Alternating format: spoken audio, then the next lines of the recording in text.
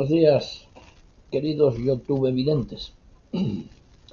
Con el vídeo de hoy quiero iniciar un ciclo de vídeos, voy a intentar que sean semanales, de narrativa histórica con carácter pedagógico, que de alguna manera mi interés e intención es que venga a suplir la enorme carencia que vuestros hijos, mis nietos, tienen hoy en las escuelas, sobre todo cuando se habla de nuestra historia más contemporánea. De la anterior ya creo que ni se habla o se habla muy poco. Públicamente se dice que el conocimiento de los reyes visigodos no tiene ningún interés. Pues así vamos, cada vez con una juventud más ignorante y más fácil de dominar. Hoy vamos a hablar sobre Largo Caballero, el político sindicalista Francisco Largo Caballero, personaje que el PSOE califica de honesto y trabajador, sin duda, y hombre que sirve de ejemplo. Vosotros mismos, si aguantáis hasta el final del vídeo, podréis calificar si es una persona de la cual se debe de tomar ejemplo. Es cierto que hay dos Largo Caballeros, ¿no? Un Largo Caballero el político y un Largo Caballero político que perteneció y representó tanto al sindicato UGT como al Partido Socialista Obrero Español. Quiero empezar este ciclo con una frase clamorosa, una cita que dictó Voltaire y que decía así: la política es el camino que los hombres sin principios puedan dirigir a los hombres sin memoria. Más claro que el agua. Lo que pasa es que esta cita parece ser que hable del presente político que vivimos hoy en España. Bueno, sin más demora, paso a la sinopsis de lo que fue la vida y quién fue Francisco Largo Caballero. Francisco Largo Caballero fue un sindicalista, dirigente sindicalista y dirigente del Partido Socialista Obrero Español, que incluso vino a ser su secretario general.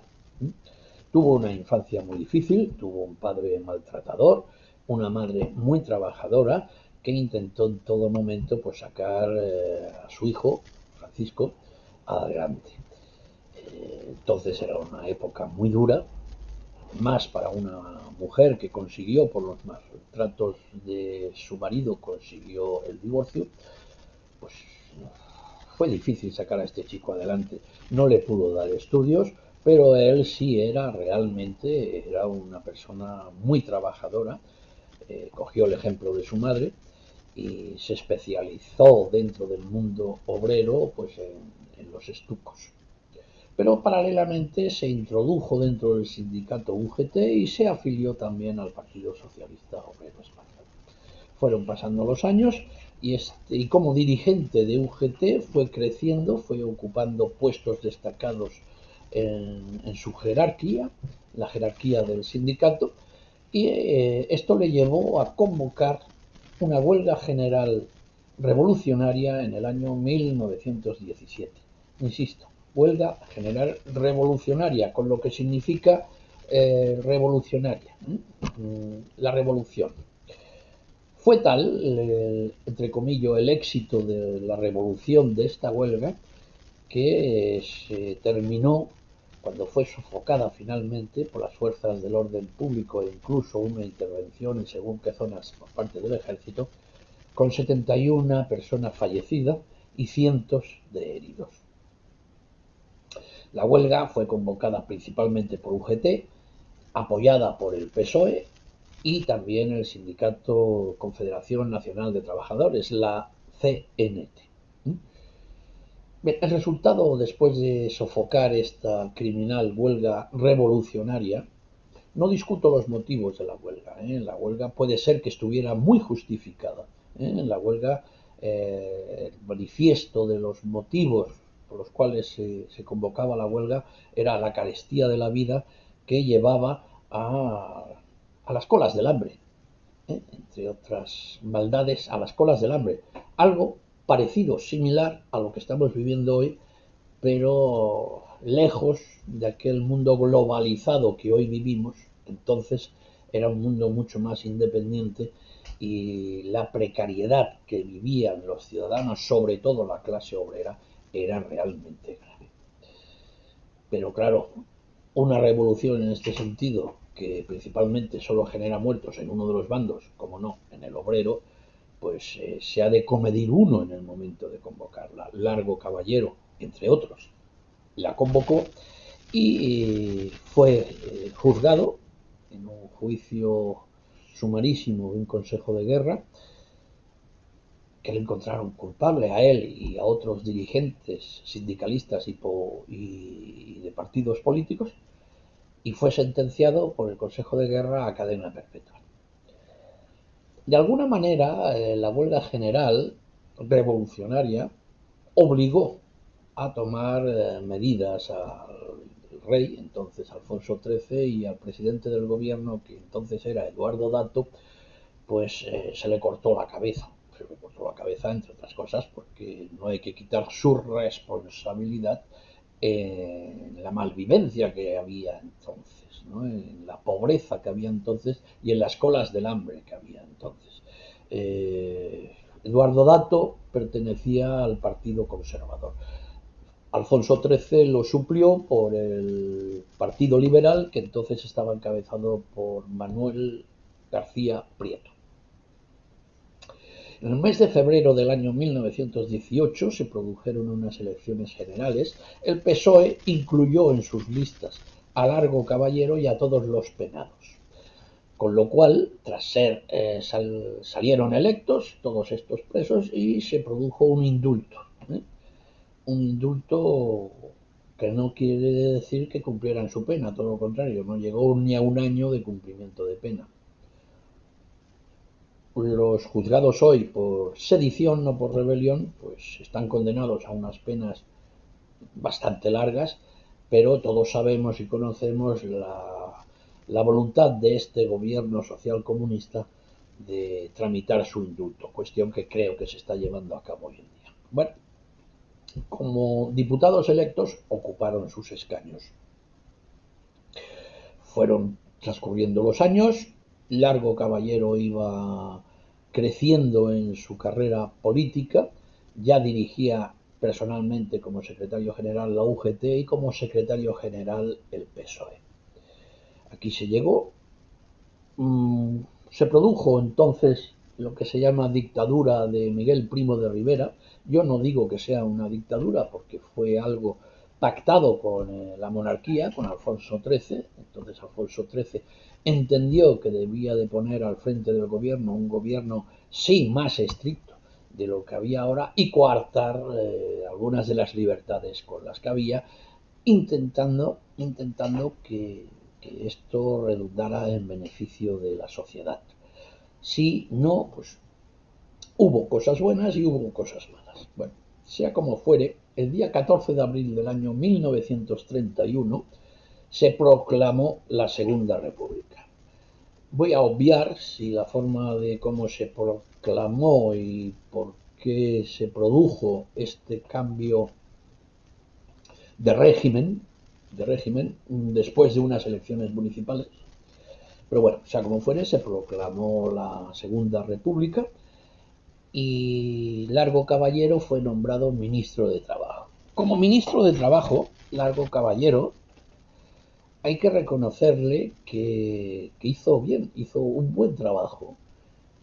Sacó adelante la ley de contratos laborales, no existían entonces.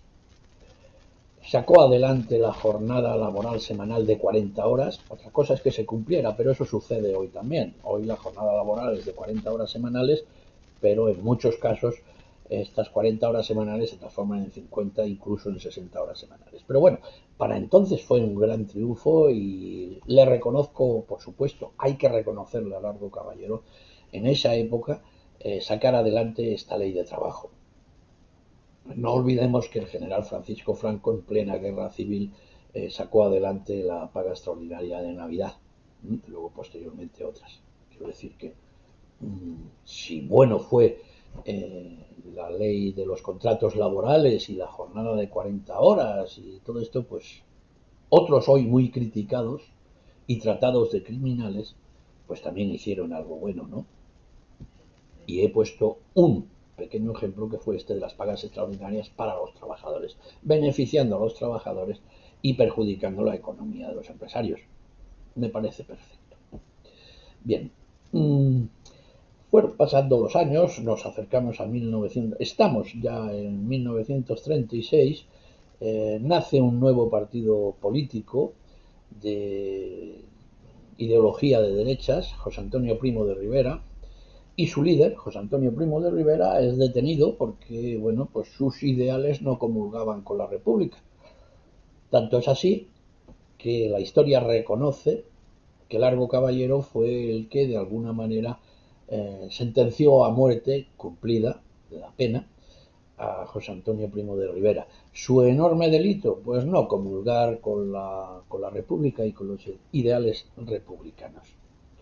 Se inició la guerra, explotó el 18 de julio. Largo Caballero fue nombrado en el mes de septiembre del año 36 presidente del gobierno, y como presidente del gobierno instauró y creó la Junta de Defensa de Madrid, poniendo al frente a Santiago Carrillo. Veis más o menos por dónde voy, ¿verdad? La Junta de Defensa de Madrid entonces encarcelaba a todos aquellos, no solamente dirigentes políticos, personas civiles, pero que de alguna forma se habrían manifestado contrarios a la República y favorables al mando sublevado. Todos estos eran democráticamente, por supuesto, porque Largo Caballero era muy demócrata, según nos quieren convencer hoy, entonces eran encerrados por sus ideas políticas. Es difícil entender que alguien sea encarcelado por sus ideas políticas, pero eso hizo Largo Caballero a través de la Junta de Defensa de Madrid y con su cabeza en orden público, que era Santiago Carrillo. Bueno, pues este señor es directamente el responsable de 33 sacas, y digo sacas porque se les sacaba de la cárcel con la excusa de transportarlos a otras, pero no es así. Se les sacaba de la cárcel para llevarlos al campo de fusilamiento que estaba entonces enmarcado en el territorio de Paracuellos del Jarama. Bueno, el resultado final de Paracuellos del Jarama, los números finales todavía hoy no se sabe con certeza cuántos fueron, pero se sabe que superaron los 2.500 personas civiles, todos ellos hombres, pero también había niños, había menores de edad. Y os voy a recordar un nombre: Samuel Ruiz Navarro. Era un niño, 13 años, y fue fusilado en Paracuellos del Jarama, junto a 216 menores más. Pero Samuel Ruiz, fue el de menor edad de los que fueron fusilados. No voy a entrar en los posibles delitos que cometiera Samuel Ruiz, delitos políticos. Vosotros mismos juzgáis, porque siendo presidente del gobierno Francisco Largo Caballero permitió estas más de 2.500 muertes, y entre ellos 217 menores de edad, y entre ellos, insisto, Samuel Ruiz Navarro. Bueno, también tuvo bastante responsabilidad en el expolio del Banco de España, con Negrín al frente del Ministerio de Hacienda, pero este será motivo de otro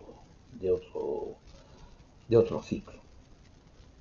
Terminó la guerra civil, Largo Caballero se exilió, estuvo principalmente en París, hasta que fue detenido por miembros de la Gestapo, trasladado a un campo de concentración en Alemania, del que salió una vez finalizada la Segunda Guerra Mundial. Se trasladó otra vez a Francia, donde ya finalmente falleció. Antes de emitir un juicio sobre si Francisco Largo Caballero es una persona ejemplar, es una persona que merece estatuas, merece calles, plazas, parques con su nombre para recordarlo y no olvidarlo, os voy a leer 10 frases que dictó personalmente el mismo Francisco Largo Caballero. 10 frases que no me invento. Las podéis ver publicadas en el Diario de la Razón. No han sido retiradas, por lo tanto, entiendo que las 10 frases se ciñen a la más estricta de las realidades. La primera, por orden cronológico. Año 1932. Largo Caballero, presidente del Partido Socialista Obrero Español y secretario general del sindicato UGT. Aquí, en 1932, recordemos también que Largo Caballero era ministro de Trabajo y Previsión Social. Decía, el Partido Socialista no es reformista. Cuando ha habido necesidad de romper con la legalidad, sin ningún reparo y sin ningún escrúpulo, el temperamento, la ideología y la educación de nuestro partido no son para ir al reformismo. Esto lo dijo en el 13º Congreso del PSOE. Segundo, esto dicho en febrero del año 1933. Si no nos permiten conquistar el poder con arreglo a la Constitución, tendremos que conquistarlo de otra manera. Bien. Tercera frase. Esta editada en El Socialista, diario El Socialista, en el año 1933. Pero se nos ataca porque vamos contra la propiedad, y efectivamente es así, contra la propiedad privada. Vamos a echar abajo el régimen de la propiedad privada. No ocultamos que vamos a la revolución social. No nos asusta eso. Vamos, repito, a la revolución social, igual que se hizo hace poco en la URSS, en Rusia. Mucho dudo que se pueda conseguir el triunfo dentro de la legalidad, y en tal caso, camaradas, habrá que obtenerlo por la violencia. Nosotros respondemos, vamos legalmente hacia la revolución de la sociedad, pero si no queréis, haremos la revolución violentamente. Eso dirán los enemigos, es excitar a la guerra civil. Pongámonos en la realidad, hay una guerra civil. Era el año 1933, todavía no había una guerra civil declarada.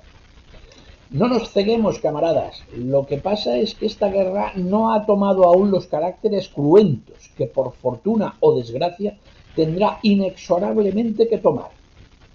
Vamos a las urnas, mas no olvidéis que los hechos nos llevarán a actos en que hemos de necesitar más energía y más decisión que para ir a las urnas. ¿Excitación al motín? No, simplemente decirle a la clase obrera que debe prepararse.